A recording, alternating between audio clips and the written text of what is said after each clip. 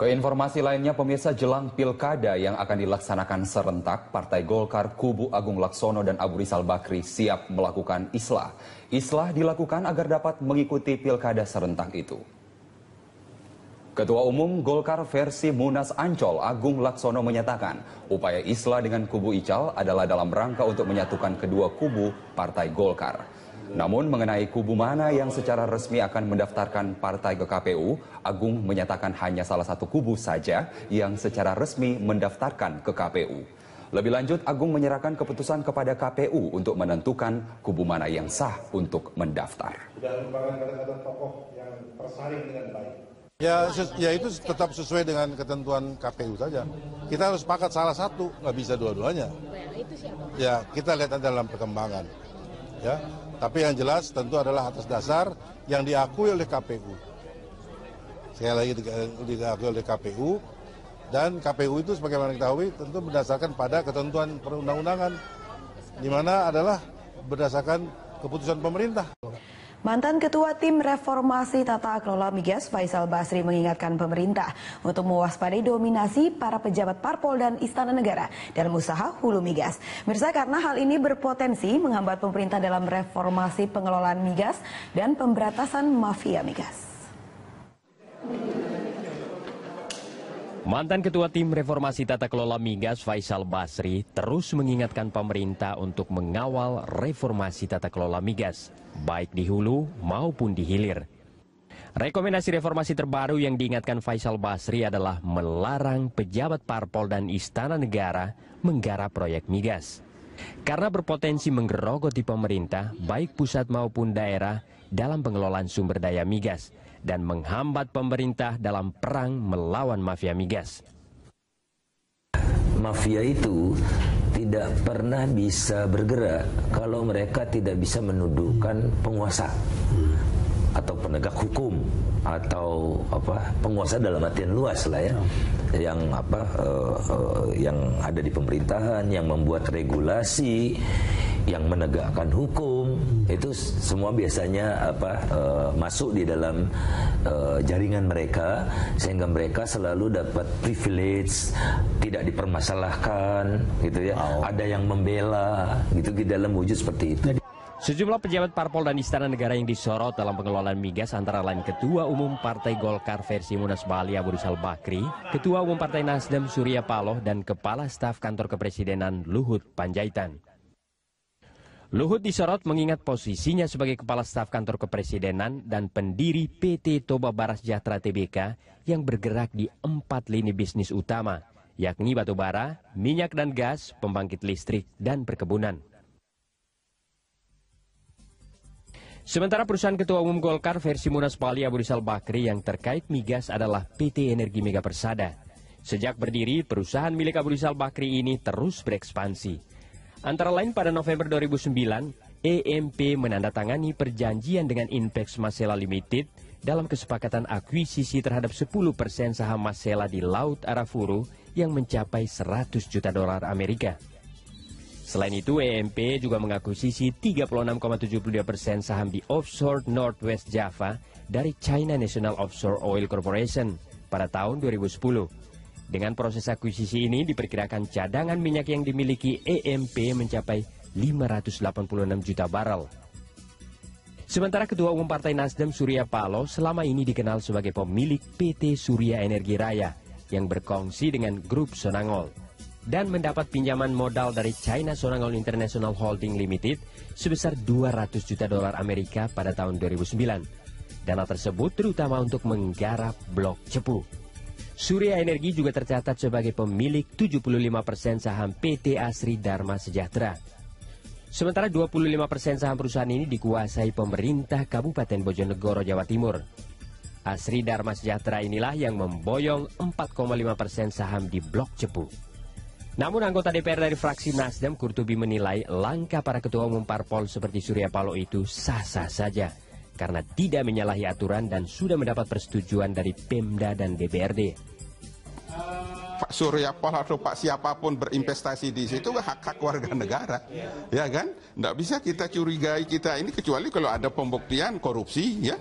Nah, saya menolak Atas apa namanya tuduhan seperti itu bukan karena Surya Paloh ketua Nasdem, tetapi tidak fair menghakimi seseorang tanpa ada kesalahan yang jelas. Dia bisnisnya sudah sesuai dengan aturan, disetujui DPRD-nya, dan regulasi tidak melarang. Ingat, regulasi tidak ada yang melarang seseorang joint venture atau kerjasama dengan BUMD, kecuali undang-undang ada regulasi yang melarang, dan itu ditabrak ya. Nah, secara formal, Faisal Basri telah merangkum hasil kerja timnya dalam 12 rekomendasi reformasi tata kelola migas. Namun Faisal mengaku rekomendasi itu harus tetap dikawal agar sumber daya migas benar-benar dimanfaatkan untuk rakyat. Tim Liputan, Berita 1, Jakarta. Bung Idrus, Golkar itu sebetulnya kan sudah tidak ada lagi persoalan ideologis. Jadi kalau lihat konflik ini sama sekali bersih dari soal ideologis sebetulnya. Yang kemudian kita lihat adalah ini soal kepentingan pragmatis. Kalau kita ikuti katanya pada waktu itu kan ada yang bilang kita lebih dekat ke istana atau ke pemerintah gitu. Itu adalah kubu Agung. Sementara Pak ARB bilang kita tetap di dalam KMP. Gitu kira-kira. Saya kira Bang Don bukan begitu masalahnya. Okay. Masalahnya adalah bahwa komitmen kita ingin membangun tradisi politik di Partai Golkar pasca reformasi itu penting. Betul. Ya, jadi pada era Orde Baru, Partai Golkar memang ini adalah partai yang dibentuk atau kelompok yang dibentuk untuk mendukung kekuasaan. Ini penting. Dari dulu. Dari dulu. Memang didukung untuk membentuk kekuasaan. Dan karena itu maka ada 3 jalur ABG itu ada, dan memang ini ada karena itu sebenarnya mendukung kekuasaan. Nah, setelah era reformasi beda, Golkar berubah menjadi partai politik. Maka mestinya sebuah partai politik berjuang untuk sebuah cita-cita dan ideologi. Kalau menang menjadi penentu arah kebijakan pemerintah. Tetapi kalau dia kalah harus ada di luar untuk mengawasi jalannya pemerintahan. Untuk memastikan pembangunan kan saya dengar-dengar begini. Bukan begini, Bang Don. Nah, persoalan kita hari ini karena orang hanya berpikir kekuasaan dan duduk sebagai menteri. Akibatnya itu menyandra partainya pada posisi yang dilematis. Ini yang dihadapi oleh partai-partai hari ini, Bang Don. Kenapa? Dia ada di luar, tidak pernah ikut berjuang. Kemudian dia masuk dalam pemerintahan. Apa yang dilakukan di sana? Nah, saya ingin menjelaskan sedikit ini persoalannya dulu. Karena kan ada begini katanya Pak Agung dekat dengan Pak JK, lalu kemudian Pak ARB teman sohib dengan Pak Kepala Staf Luhut Panjaitan. Jadi sebetulnya nggak ada masalah untuk hal-hal pragmatis. Kalau kita mau dekat dengan pemerintah juga tidak ada soal sebenarnya. Dan sebenarnya persoalannya ini yang saya katakan semuanya dekat dengan kita. ARB sebagai ketua umum ya akrab dengan JK, akrab dengan Luhut Panjaitan, bahkan dalam beberapa kali ketemu dengan Pak Jokowi, Presiden, dan lain-lain sebanyak kita ketemu. Dan karena itu maka paradigma yang kita kembangkan adalah jangan kita lihat pada posisi. Betul. Mau di luar, mau di dalam, tetapi kita melihat pada peran apa yang kita lakukan kepada bangsa ini. Berbeda posisi, tetapi peran adalah satu. Memastikan Indonesia ini maju. Dan itu sebabnya Bang Don, di dalam perkembangan antara KMP dan KIH, saya ingin mengatakan bahwa peran KMP untuk mendukung kebijakan-kebijakan pemerintah sangat luar biasa. Betul. Coba kita lihat Bang Don, mulai daripada ada persoalan kepemimpinan AKD, alat kelengkapan dewan ketika waktu itu. Lalu apa yang kita lakukan? Karena kita berpikir kebersamaan, maka kita siap merevisi undang-undang MD3. Kalau lihat itu saya juga ikuti karena kemudian seolah-olah PDIP lebih opos daripada KMP, bukan? Saya ingin tanya lebih jauh. Ini masalahnya. Saya ingin tanya lebih jauh. Sekarang ini kan ini konsolidasi menuju pilkada. Waktu Anda sudah sangat singkat sebetulnya. Bagaimana ini akan berjalan? Dan konsolidasi siapa yang menentukan siapa gitu? Ini sudah jalan semua.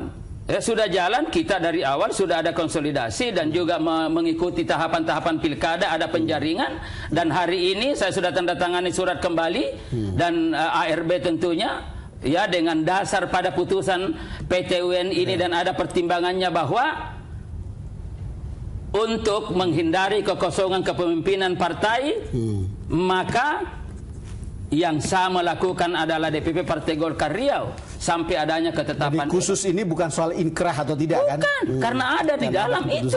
Dan karena itu kita sudah jalan. Dan memang undang-undang tentang pilkada ya bahwa pasangan calon pilkada itu harus mendapatkan pengesahan dari DPP Partai Golkar. Karena itu, maka yang mengesahkan nanti adalah Riau, dan di situ ada senior saya, Pak Agung Laksono, juga wakil ketua umum. Maka tentu nanti di dalam proses menentukan ini, mensahkan ini, Pak Agung juga ikut di dalam pertemuan-pertemuan itu. Karena nggak terbayangkan banyak kader Golkar yang bagus sebetulnya di daerah. Lalu kemudian kalau seperti ini keadaannya, dia akan lompat. Bukan hanya tidak terbayangkan, Bandon. Memang faktanya pada pemilu yang lalu kita memenangkan 59% dari seluruh pilkada yang dilakukan. 59%. Dan itulah sebabnya, Bandon, saya sebenarnya pernah berkelakar dengan teman-teman. Kalau kita ingin Indonesia ini maju, maka sejatinya kita harus bersaing secara kualitatif. Jangan lagi intrik-intrik, karena boleh jadi ada kelompok tertentu senang kalau Golkar tidak ikut dalam pilkada. Karena dianggap Golkar ini adalah pesaing terberat. Jadi kalau Golkar tidak ada, wah, bisa kita menangkan di beberapa daerah. Bung Idrus, tadi membanggakan ketika Anda bilang 59% daerah itu dikuasai oleh Golkar. Tapi kan waktu Pilpres kemarin penonton. Iya, betul. Apa ceritanya? Jadi ceritanya bukan begini. Ini salah satu persoalan, dan inilah yang kita ingin coba bagaimana solidkan ke depan. Ada satu persoalan dasar yang ada di Golkar. Mungkin karena terlalu banyak tokohnya. Ya, mungkin terlalu banyak tokohnya, sehingga kadang-kadang ada banyak skenario juga jalan. Dan itu yang saya selalu katakan, bahwa kebesaran Golkar ketika Golkar konsisten pada sistem yang ada.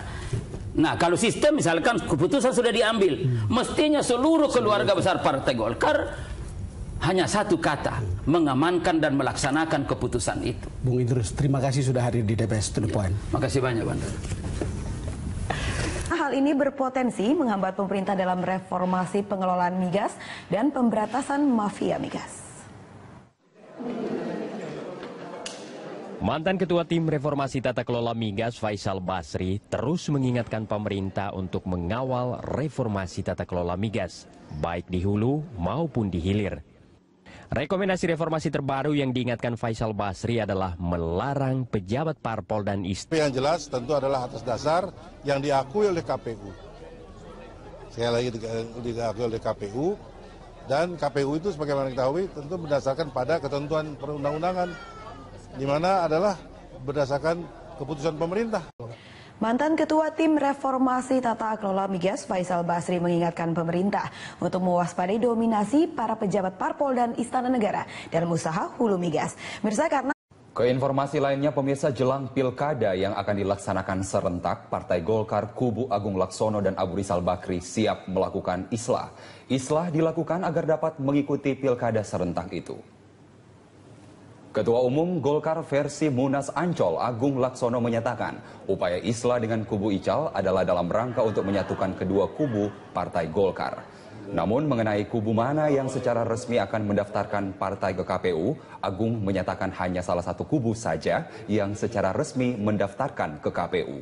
Lebih lanjut, Agung menyerahkan keputusan kepada KPU untuk menentukan kubu mana yang sah untuk mendaftar. Sudah merupakan kata-kata tokoh yang tersaring dengan baik.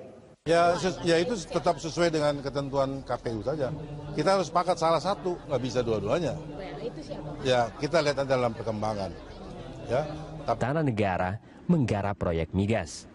Karena berpotensi menggerogoti pemerintah, baik pusat maupun daerah, dalam pengelolaan sumber daya migas dan menghambat pemerintah dalam perang melawan mafia migas.